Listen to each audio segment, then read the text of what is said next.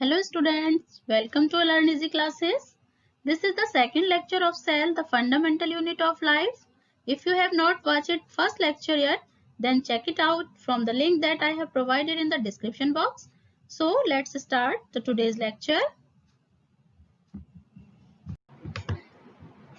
Similarities among different types of cells.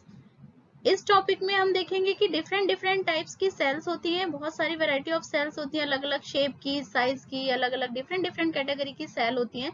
But उन सभी cell में सबसे पहले बेसिक सिमिलरिटीज क्या होती हैं, क्या क्या सिमिलरिटीज हैं जो कि सभी सेल, जितने भी टाइप्स की सेल होंगी उनमें वो चीजें होंगी ही होंगी। बहुत सारी सिमिलरिटीज, बहुत डिफरेंसेस भी होते हैं सेल के बीच में, बट हम यहाँ पर सबसे पहले डिस्कस करेंगे कि सेल में सिमिलरिटीज क्या होती हैं। चाहे वो प्रोकैरियोटिक सेल हो, चाहे वो यूकैरियोटिक सेल हो, यूनिसेलुलर हो, मल्टीसेलुलर हो, जो भी हो, बट सिमिलरिटीज के बारे में मैं डिस्कस करूंगी आपसे। प्रोटोप्लाज्म, प्रोटोप्लाज्म टर्म अभी आपने सुना, किसने दिया था? प्रोटोप्लाज्म के बारे में किसने बताया था? J E Purkinje. अभी हमने पहले जब डिस्कवरी ऑफ सेल पढ़ रहे थे तो ये आपको बताया था कि प्रोटोप्लाज्म के बारे में किसने बताया था? जेई पुरकिंजे ने बताया था। प्रोटोप्लाज्म एक सेमी फ्लूइड होता है जो कि सेल के अंदर होता है। The content of living cell, किसी भी लिविंग सेल का जो सबसे इंपॉर्टेंट कंटेंट होता है वो होता है protoplasm. And the term protoplasm given by the J E Purkinje, contained within the plasma membrane from protoplasm. Protoplasm is usually differentiated into nucleus and cytoplasm. Protoplasm usually दो parts में सेपरेट होता है, nucleus and cytoplasm, और इन दोनों को combined वे में आप कह सकते हो कि protoplasm. So protoplasm is a important, very important content. Next, gene. Gene is the distinct unit of hereditary information. Hereditary information के बारे में मैंने आपको बताया था कि जो इंफॉर्मेशन एक जनरेशन से दूसरी जनरेशन में ट्रांसमिट होती है उन्हें हम हेरिडिटरी इंफॉर्मेशन कहते हैं। हेरिडिटरी इंफॉर्मेशन ट्रांसमिट होती कैसे है? वो एक डिस्टिंक्ट यूनिट है, जैसे कि हम जीन कहते हैं, जीन के थ्रू। आपने सुना होगा कई बार कि हमारे जीन किस तरीके से आप क्या कहते हैं मैच करते हैं।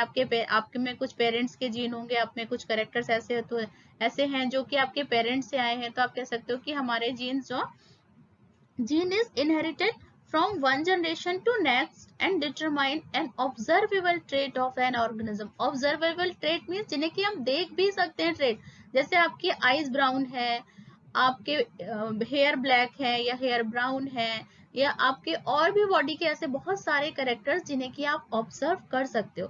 बहुत सारे कैरेक्टर्स ऐसे होंगे, जैसे आपका हेयर कलर, आपके स्किन का कलर, बहुत सारी चीजें हैं, आपका फेस स्ट्रक्चर, बहुत सारा कुछ आपके पेरेंट्स से मिलता है। इट मीन्स वो कैरेक्टर्स आप में कहाँ से आए?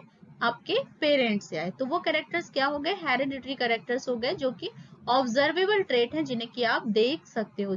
So, gene is inherited from one generation to next and determine an observable trait of organism. तो जीन ही ये डिसाइड करता है, जो भी आपकी हेरिडिटरी इंफॉर्मेशन होती है उनको एक जनरेशन से दूसरी जनरेशन में जो ट्रांसमिट करने का काम करता है वो कौन करता है? जीन। यानी कि आप कह सकते हो जीन एक तरीके से हमारे इंफॉर्मेशन, हेरिडिटरी इंफॉर्मेशन का मैसेंजर भी है। तो मैसेंजर कौन हुआ? हमारी इंफॉर्मेशन, एक पेरेंट्स से हमारे पेरेंट्स की इंफॉर्मेशन हम तक कैसे आई? यानी कि पेरेंट्स के करेक्टर्स, इंफॉर्मेशन का मीन्स यहाँ पर करेक्टर्स, पेरेंट्स के करेक्टर्स हम तक किसने पहुंचाए? जीन के थ्रू। डीएनए, डीएनए क्या है? DNA is also very important. Deoxyribonucleic acid, A polymeric nucleic acid. DNA के थ्रू भी हमारी जेनेटिक इंफॉर्मेशन आपकी ट्रांसमिट होती है। आगे हम डीएनए के बारे में डिस्क्राइब करेंगे। DNA deoxy ribonucleic acid, polymeric nucleic acid होता है। RNA ribonucleic acid, polymeric nucleic acid ये भी होता है।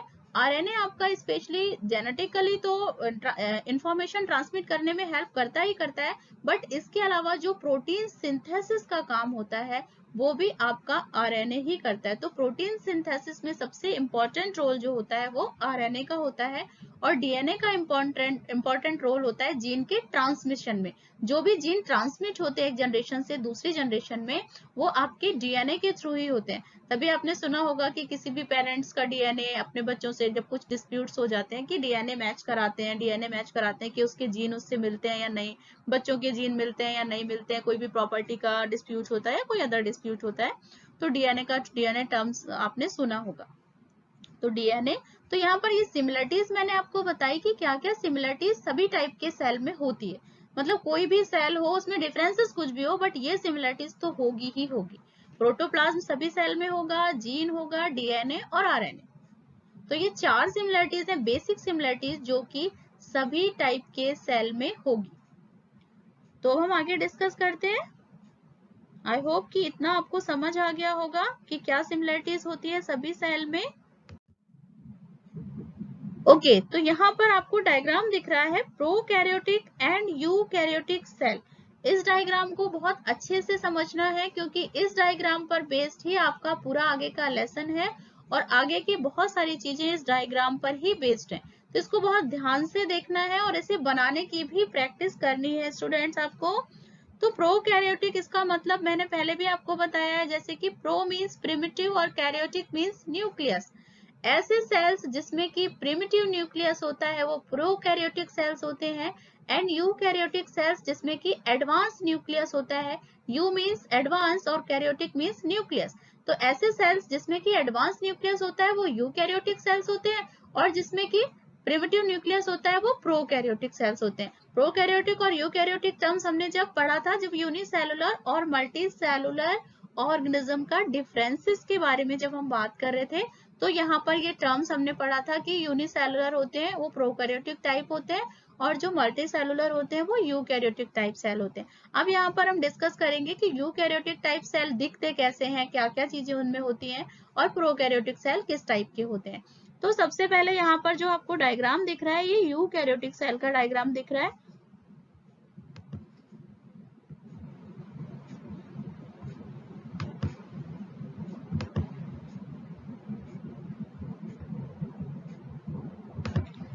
ओके, यूकैरियोटिक सेल में सबसे जो आउटर लेयर होती है, आउटर मेम्ब्रेन जो होती है वो होती है सेल मेम्ब्रेन। ये सेल मेम्ब्रेन जो आउटर लेयर आपको दिख रही है, this is the cell membrane. इसको मैं I'll demonstrate in this way, just a minute. Okay, ये जो आपको ये आउटर मेम्ब्रेन, यहाँ पर 3D स्ट्रक्चर आपको दिख रहा है सेल का, ये आउटर मेम्ब्रेन जो दिख रही है, ये this one you can see here, this one, this one, this is the cell membrane। तो सबसे जो आउटर मेम्ब्रेन होती है किसी भी यूकैरियोटिक सेल की, वो होती है सेल मेम्ब्रेन। उसके बाद यहाँ पर जो आपको ये वाला पोर्शन दिख रहा है, nucleus, it's a very important part of the cell. Nucleus, nucleus इसका स्ट्रक्चर भी मैं आपको पूरा डिटेल में आगे बताऊंगी, जब हम सेल ऑर्गेनल्स पढ़ेंगे तो न्यूक्लियस के स्ट्रक्चर में बताऊंगी। यहाँ पर न्यूक्लियस भी मेम्ब्रेन बाउंडेड स्ट्रक्चर होता है, और न्यूक्लियस के अंदर ही आपको डीएनए मिलेगा। डीएनए जो होता है वो न्यूक्लियस के अंदर ही होता है, और उसके न्यूक्लियस के बाहर आप इस तरह की कुछ येलो, ये आपको दिख रहा है स्ट्रक्चर, कुछ लेयर देख रहे हो, इंडोप्लाज्मिक रेटिकुलम।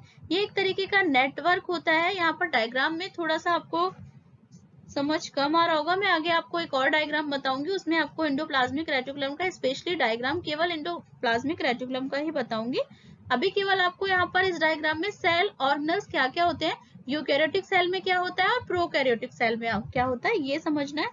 साइटोप्लाज्म, ये सेल के अंदर जो फ्लूइड भरा हुआ है, ये साइटोप्लाज्म, ये जो फ्लूइड दिख रहा है आपको सेल के अंदर, ये फ्लूइड दिख रहा है, this is called the cytoplasm. और साइटोप्लाज्म और न्यूक्लियस, इन दोनों को मिलाकर हम क्या कहते हैं, प्रोटोप्लाज्म। तो यहाँ पर ये आपको गोल्जी एपरेटस, यहाँ पर स्ट्रक्चर दिख रहा है गोल्जी एपरेटस का, और ये माइटोकॉन्ड्रिया दिख रहा है, ribosome, lysosome etcetera. These are the different organelles present in eukaryotic cells. Eukaryotic cell, cell membrane bounded structure, और जितने भी सेल ऑर्गेनल्स होते हैं, इसमें सेल ऑर्गेनल्स हो गया आपका lysosomes, ribosomes, mitochondria, Golgi apparatus, etcetera, बहुत सारे सेल ऑर्गेनल्स यहाँ पर आपको दिख रहे हैं। I hope all of you understand. तो यहाँ पर यूकैरियोटिक सेल में क्या है, बहुत सारे आपको सेल ऑर्गेनल्स भी दिख रहे हैं, एक प्रॉपर फॉर्म में न्यूक्लियस भी दिख रहा है, मेम्ब्रेन बाउंडेड स्ट्रक्चर होते हैं, जितने भी ये सेल ऑर्गेनल्स आपको डिफरेंट डिफरेंट दिख रहे हैं ये सारे मेम्ब्रेन बाउंडेड स्ट्रक्चर होते हैं, जो कि आप यूकैरियोटिक सेल में देख पा रहे हो। यूकैरियोटिक सेल का जो न्यूक्लियस होता है वो भी एक मेम्ब्रेन बाउंडेड स्ट्रक्चर होता है, न्यूक्लियर मेम्ब्रेन से घिरा होता है, जो कि आप न्यूक्लियस का स्ट्रक्चर में आपको आगे डिस्कस करूंगी, आगे आपको पूरा अलग अलग जब सेल ऑर्गेनल्स हम डिस्कस करेंगे तब मैं आपको पूरा न्यूक्लियस डिस्कस करूंगी। और न्यूक्लियस के अंदर ही आपका डीएनए भी होता है। तो यूकैरियोटिक सेल एडवांस टाइप की सेल आप कह सकते हो, कॉम्प्लेक्स टाइप की सेल भी कह सकते हो, जो कि हायर एनिमल्स और प्लांट्स में होती है, कॉम्प्लेक्स टाइप की एनिमल्स और प्लांट्स में होती है, और मल्टी सेलुलर ऑर्गेनिज्म होते हैं उनमें इस टाइप की जो सेल होती है वो यूकैरियोटिक टाइप की सेल होती है। यूकैरियोटिक टाइप की इस टाइप की जो सेल होती है वो जितने भी एडवांस कैटेगरी के प्लांट्स और एनिमल है उनमें होती है। अब हम चलते हैं प्रोकैरियोटिक। जितने भी प्रोकैरियोटिक यानी कि प्रिमिटिव न्यूक्लियस, प्रोकैरियोटिक में आपको ये दिख रहा है फ्लैजिला, इस टाइप का जो ये स्ट्रक्चर दिख रहा है, ये इस तरीके से फ्लैजिला, ये मूवमेंट्स में पाइलस जो ये दिख रहे हैं फ्लैजिला भी कह सकते हो, एक कैप्सूल लाइक स्ट्रक्चर दिख रहा है। और ये इसके अंदर जो ये फिल दिख रहा है आपको, let me show just a minute, ये जो आपको यहाँ पर ये फील्ड दिख रहा है ये साइटोप्लाज्म दिख रहा है, साइटोप्लाज्म जो कि इसमें भी था और साइटोप्लाज्म इसमें भी था। लेकिन इसमें डिफरेंसेस, मेन डिफरेंसेस आपको क्या दिख रहा है कि इस सेल में आपको कहीं भी फ्लैजिले या पाइलस नहीं दिख रहे हैं, इस तरीके से नहीं दिख रहा है आपको। फ्लैजिलम जो ये फ्लैजिलम है लार्ज जो होता है ये फ्लैजिलम, और ये आपको दिख रहे हैं जो पाइलस, इसमें कहीं भी नहीं दिख रहे हैं आपको। और यहाँ पर जो न्यूक्लियस है ये पूरा एक मेम्ब्रेन बाउंडेड स्ट्रक्चर है, और इसके अंदर ही मेम्ब्रेन बाउंड के अंदर ही आपका डीएनए होता है। और जबकि यहाँ पर ये जो आपको थ्रेड लाइक स्ट्रक्चर जो ये दिख रहा है ये न्यूक्लियोइड रीजन है, जो कि डीएनए है, ये किसी भी मेम्ब्रेन से सराउंडेड नहीं है, मेम्ब्रेन बाउंडेड नहीं है। न्यूक्लियोइड यहाँ पर जो टर्म यूज हुआ है, nucleoid is a region, nuclear region which is not surrounded by membrane, जबकि यहाँ पर ये न्यूक्लियस है जो कि सराउंडेड बाय मेम्ब्रेन, एक मेम्ब्रेन से सराउंडेड है जिसमें कि डीएनए अंदर एम्बेडेड है, बट वो मेम्ब्रेन बाउंडेड स्ट्रक्चर है, प्रॉपर मेम्ब्रेन है, जबकि यहाँ पर कहीं भी मेम्ब्रेन बाउंडेड स्ट्रक्चर यहाँ पर आपको देखने को नहीं मिलता। तो यानी कि जो प्रोकैरियोटिक और यूकैरियोटिक में एक डिफरेंस आपका है वो मेन न्यूक्लियस, यहाँ पर न्यूक्लियस प्रॉपरली ऑर्गेनाइज है, मेम्ब्रेन बाउंडेड स्ट्रक्चर है, जबकि यहाँ पर जो न्यूक्लियर रीजन है डीएनए है वो किसी भी मेम्ब्रेन बाउंडेड स्ट्रक्चर से की तरीके से यहाँ पर न्यूक्लियस आपका एब्सेंट है, यहाँ पर मेम्ब्रेन बाउंडेड जो न्यूक्लियस है वो यहाँ पर एब्सेंट है, केवल आपका स्कैटर्ड है, जो डीएनए मटेरियल है वो जेनेटिक मटेरियल वो सेल में इस तरीके से स्कैटर्ड है। प्लाज्मा मेम्ब्रेन है, प्लाज्मा मेम्ब्रेन तो दोनों में है आपका। Cell wall, cell wall prokaryotic cell का इंपॉर्टेंट कैरेक्टर होता है, जो कि यूकैरियोटिक सेल में स्पेशली एनिमल सेल में सेल वॉल नहीं होती, सेल वॉल केवल प्लांट सेल में होती है, जबकि प्रोकैरियोटिक सेल में सेल वॉल मस्ट है, सेल वॉल जरूर होती है। जो प्रोकैरियोटिक सेल्स होते हैं जितने भी बैक्टीरिया वगैरह होते हैं उनमें सब में सेल वॉल होती है, क्योंकि बैक्टीरियल सेल होते हैं आपके वो प्रिमिटिव सेल होती है, और बैक्टीरियल सेल हमारे प्रोकैरियोटिक टाइप के सेल्स होते हैं।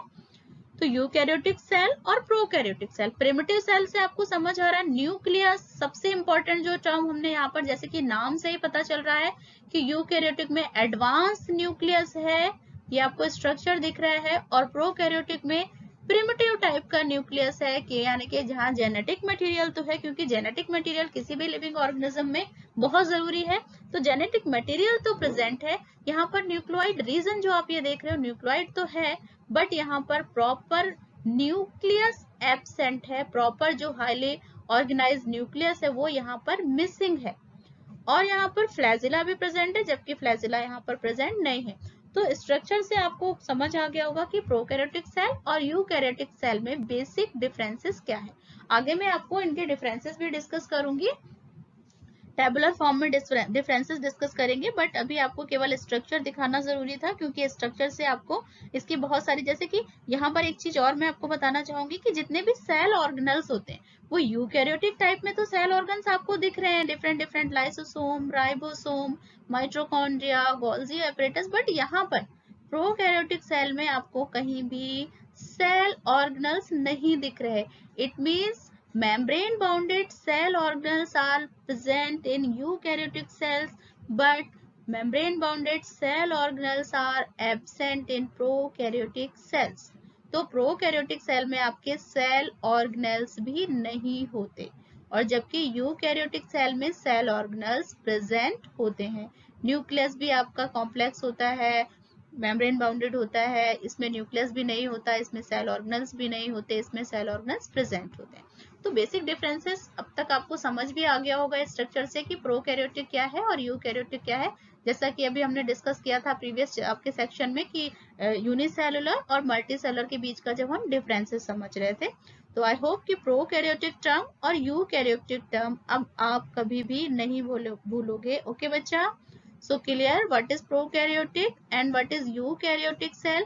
अब आप खुद से भी ट्राई कर सकते हो, इनके डिफरेंसेस आप खुद से भी लिख सकते हो कि क्या डिफरेंसेस होंगे एक प्रोकैरियोटिक सेल में और यूकैरियोटिक सेल में। आगे मैं आपको आगे सेक्शन में डिस्कस भी करूंगी, बट आप खुद से भी बता सकते हो। आई होप कि अब इतना एबल हो गए होगे इस स्ट्रक्चर को समझ के कि आप खुद से बता सको, आपको कोई भी रट्टा लगाने की जरूरत नहीं है। तो साइंस के कॉन्सेप्ट्स आप समझते जाइए, बहुत इंटरेस्टिंग है, इतने इंटरेस्टिंग है कि आपको बहुत मजा भी आएगा, पढ़ाई आपको बोर नहीं लगेगी।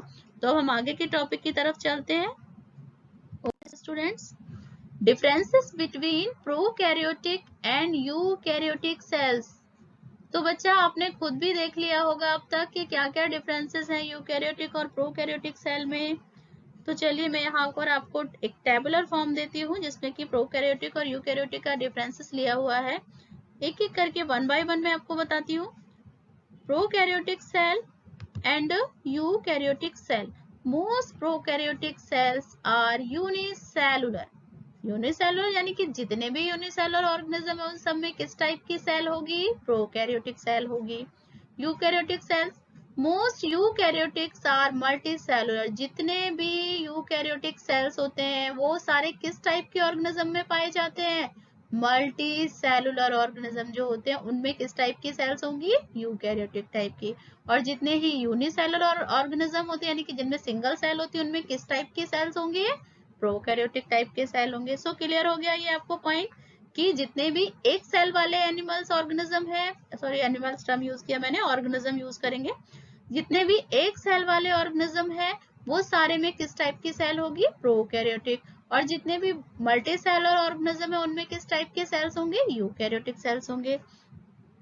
Next one, the nucleus is poorly defined due to the absence of nuclear membrane. यहाँ पर मैं बार बार आपको फोर्स दे रही हूँ, न्यूक्लियर मेम्ब्रेन।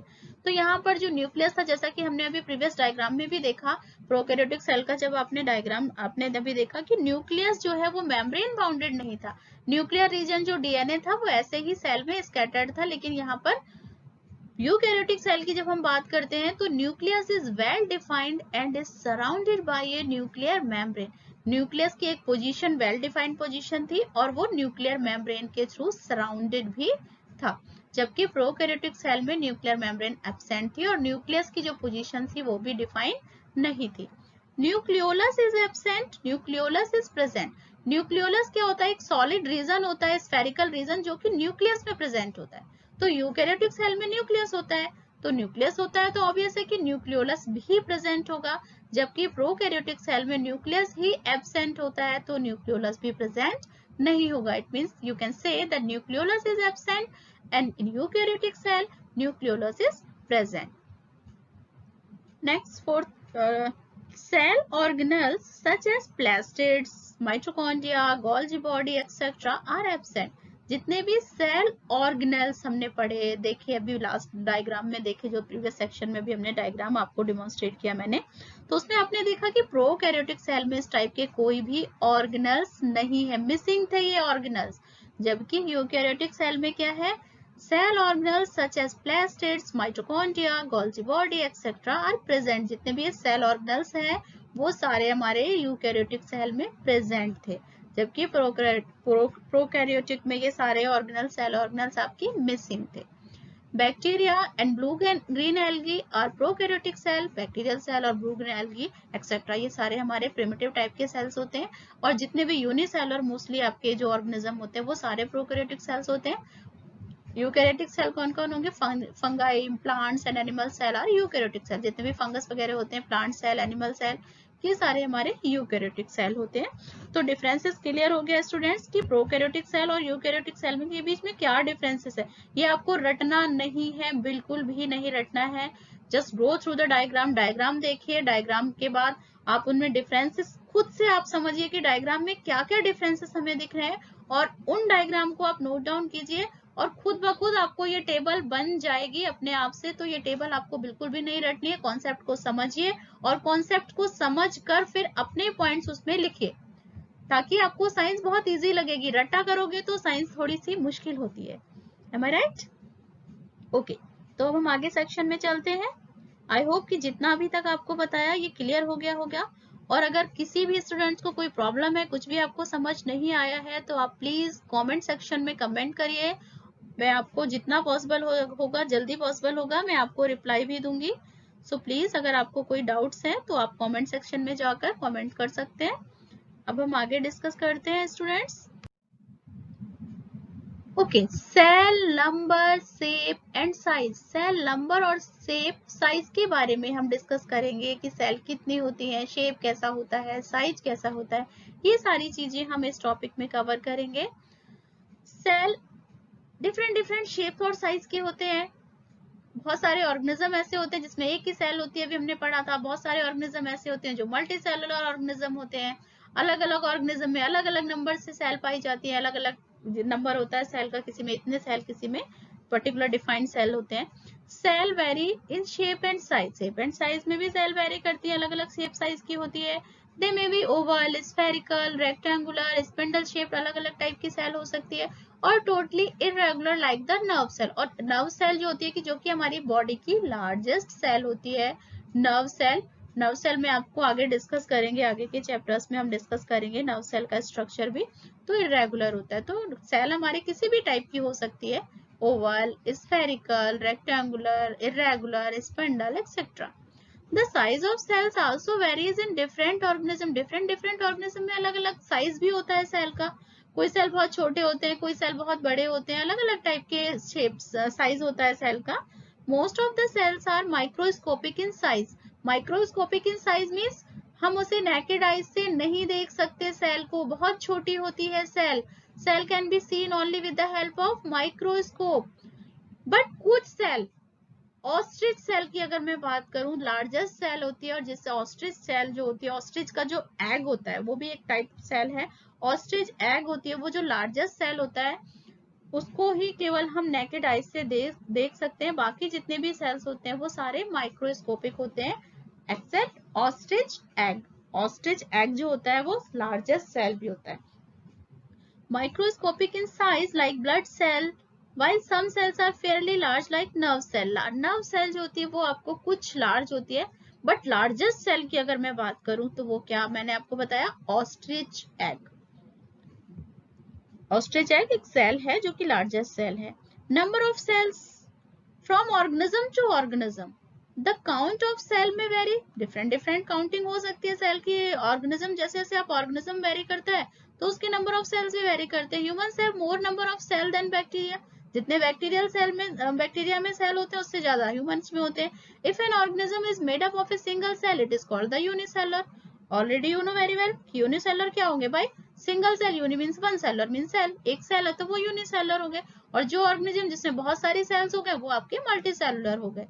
तो समझ आया बच्चों आपको कि सेल नंबर, शेप और साइज, सेल किस किस शेप के होते हैं, किस किस साइज के होते हैं। माइक्रोस्कोपिक से लेकर मैक्रोस्कोपिक तक होते हैं cell.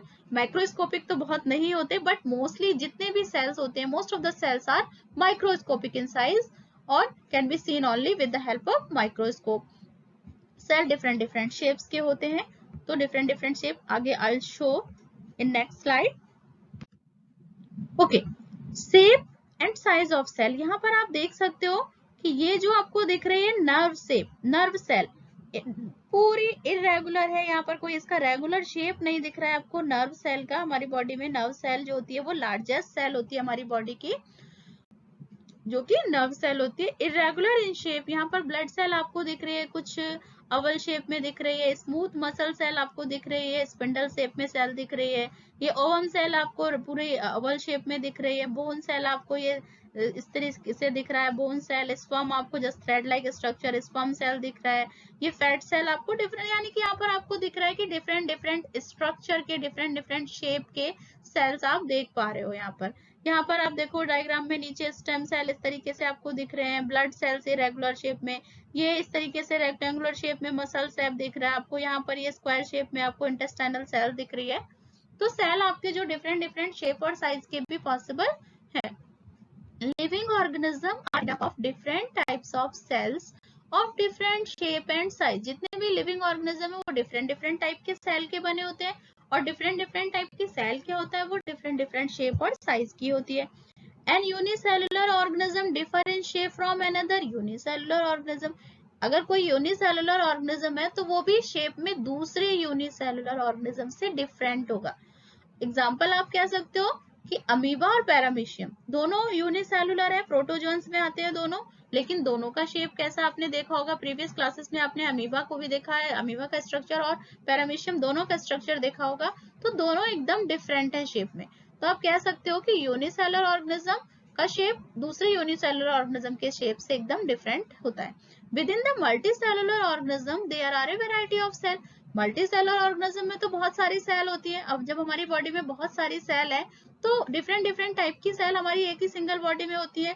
Being a human being, जब मैं एक ह्यूमन बीइंग हूँ तो मेरी बॉडी में भी बहुत सारी सेल है, बहुत सारे अलग अलग टाइप के ऑर्गेनल्स हैं, अलग अलग ऑर्गन्स है, अलग अलग ऑर्गन्स में अलग अलग टाइप की अलग अलग शेप एंड साइज की सेल है। अब मेरे ब्लड सेल में अलग टाइप की सेल्स होंगी, मेरे नर्वस सिस्टम में अलग टाइप की सेल होगी, मेरे मस्कुलर सिस्टम में अलग टाइप की सेल्स होगी। तो डिफरेंट डिफरेंट ऑर्गन्स में डिफरेंट डिफरेंट टाइप के शेप और साइज की सेल्स भी होती है। Some are long while others are short, some are circular while some are oval. अब जैसे मैंने बात की आपको कि मेरे आरबीसी, मेरे ब्लड सेल्स इस टाइप के दिखेंगे, मेरे नर्व सेल इस टाइप के दिखेंगे, बॉडी मसल्स में जो स्मूथ मसल्स हैं वो इस तरह से दिखेंगे, कार्डियक मसल्स होते हैं वो अलग तरीके से दिखेंगे। तो डिफरेंट डिफरेंट जो मल्टीसेलुलर ऑर्गेनिज्म होते हैं उनमें भी डिफरेंट डिफरेंट वैरायटीज की सेल होती है। Shape and size vary from cell to cell according to their function and composition. जो किसी भी सेल का शेप और साइज होता है वो सेल के अकॉर्डिंग, उनके फंक्शन और कंपोजिशन के अकॉर्डिंग वेरी करता है। जैसे कि नर्व सेल है, nerve cell is long branched cell है, ये इस तरीके नर्व सेल आपको दिख रही है, सिंगल सेल है नर्व सेल, और इस तरीके से ब्रांच और इरेगुलर शेप आप इसका देख पा रहे हो नर्व सेल का। Mean for the transmission of signals throughout our body, while a muscle cell is small and spindle shaped which help in movement. जो हमारी ये बॉडी की मसल सेल होती है, मसल्स का क्या फंक्शन होता है कि हमारी बॉडी के मूवमेंट्स में हेल्प करते हैं, और जो नर्व सेल होते हैं वो हमारे किसी भी स्टिम्युल्स के प्रति रिस्पॉन्स जो हम करते हैं, किसी भी स्टिम्युल्स को लेकर जो रिस्पॉन्स होते हैं, जो हमारी बॉडी में क्या कहते हैं सेंसेस होते हैं, उनको जो ट्रांसमिशन का काम होता है, जो भी हमारा सेंस होता है, जो भी हमारी बॉडी में ट्रांसमिशन का काम होता है, जो भी हमारी इंफॉर्मेशन ट्रांसमिट होती है, वो सारी जो होती है वो नर्व सेल के थ्रू होती है। तो नर्व सेल का जो सिग्नल्स जो ट्रांसमिट करती है वो इसका उनका स्ट्रक्चर कैसा होता है, इस तरीके का स्ट्रक्चर होता है, लार्जेस्ट सेल होती है, जबकि जो स्मूथ सेल्स होते हैं हमारे जो मसल सेल होते हैं वो उस टाइप के होते हैं। तो सेल का जो फंक्शन और उसके अकॉर्डिंग, जो फंक्शंस के अकॉर्डिंग और कंपोजिशन के अकॉर्डिंग शेप और साइज भी वेरी करता है कि उनका फंक्शन क्या है किसी भी हमारे ऑर्गन्स में, उनका कंपोजिशन क्या है, उसके अकॉर्डिंग सेल का शेप और साइज आपका वेरी करता है। Different different organism to organism तो शेप एंड साइज वेरी करता ही करता है, बट सिमिलर ऑर्गेनिज्म में किसी भी सेल के फंक्शन और कंपोजिशन के बेस पर भी आपका सेल का शेप और साइज वेरी करता है।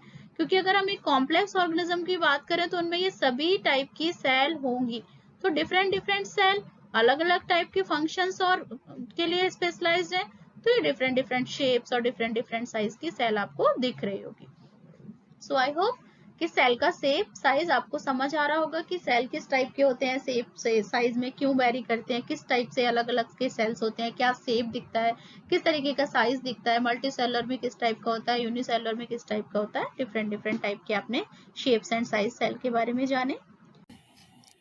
Okay students, we'll meet in next lecture. Remaining topic of this chapter I will discuss with you in my third lecture. I have given the link in the description already. You can check it out from there. Thanks for watching. Bye bye students.